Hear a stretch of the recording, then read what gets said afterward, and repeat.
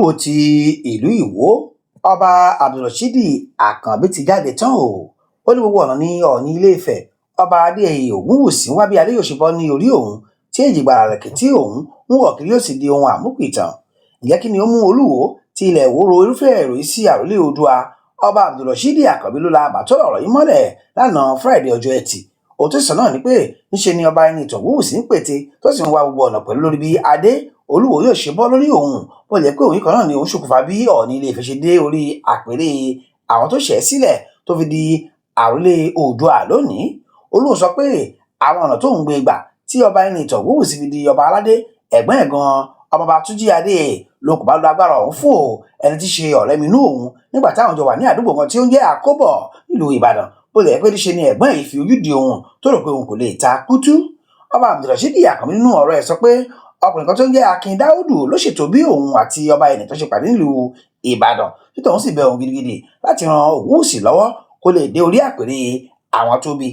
Ọba àlàyé sọ pé ìyàlẹ́nu náà ló jẹ́ fún mi lónìí wípé ẹni tí mo sapá sápọ̀ fún kó lè tẹrígbadé ọba Ògúnwùsì náà ni ó ń wá ìṣubú mi o. Òyìn náà ni ó ṣokùnfà bí wọ́n ṣe fún mi ní ìwé lọ jókòó sílé fún ìgbà díẹ̀ láàrin àwọn lọ́balọ́ba ní ìpínlẹ̀ Ọ̀ṣun. Bẹ́ẹ̀ ni ó tún lo àwọn ọba àlàyé kan nílẹ̀ Ìwó láti máa fi da agbègbè mi rú. Lóṣù tó kọjá níṣe ni ọba ẹni tọkàn lù mí níwájú gómìnà tó fẹ̀sùn kàn mí wípé mò ń fẹnu ṣáta ìwà ìbọ̀rìṣà. Àyè kan náà ni ó lo ìyàwó mi tẹ́lẹ̀ tí yẹn fi kọ lù mí tó bá mi fa wàhálà rẹpẹtẹ. Gbogbo ọ̀nà ni Ọọ̀ni ń wá o kí wọ́n fi yọ mí dànù kúrò nípò Olúwo ti ilẹ̀ Ìwó.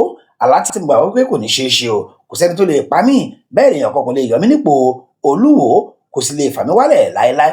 Bó ṣe sọ nìyẹn o, ṣùgbọ́n Ọọ̀ni Ilé Ifẹ̀ náà ti sọ̀rọ̀. Olùdarí ètò ìròyìn fún àrólé Oòduà Ọ̀túnba Moses Ọláfárè sọ pé kò sí òótọ́ kan báyìí nínú tí Olúwo sọ nípa Ọọ̀ni o. Nínú ọ̀rọ̀ ẹ̀ ló ti sọ pé fúnra Olódùmarè ni ó dá orí ẹwà mákòókò ọba Adéyẹyè ẹni ìtàn àti pé orí àpèrè tó wà yẹn látòdì ọ̀run ni wọ́n ti yàn wá o. Yálà ẹnìkan gbìyànjú kan tàbí míì ni ó fi kún pé ọba aláyé tí Ọlọ́run ń bẹ dáadáa pẹ̀lú ẹ̀ ni Ọ̀jájá bàbá tàdé ní káwò ń ṣe o. Síwájú sí o bẹ́ẹ̀ ló fi kún pé nígbà tí Olúwo fẹ́ jọba owó ńlá ni Ọọ̀ni fún àtàwọn ètò míì láti kún kí òun náà lè di ọba aláyé. Èyí tí mi ò ní fẹ́ máa sọ iye ẹ̀ àti àwọn ìgbìyànjú ọ̀hún níbí.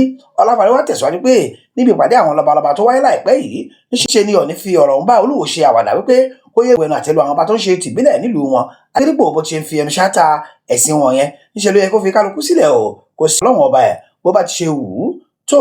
Bọ́rọ̀ àwọn ti ṣe bóde lánàá òde òní nìyẹn o. Ǹjẹ́ Oòduà àtẹ̀wọ̀ràn tètè wá bá wa múlẹ̀ Yorùbá dúró kí dúkùú òun ọ̀tẹ̀ ó lè di àfẹ́yìn tí eégún aláré ń fi aṣọ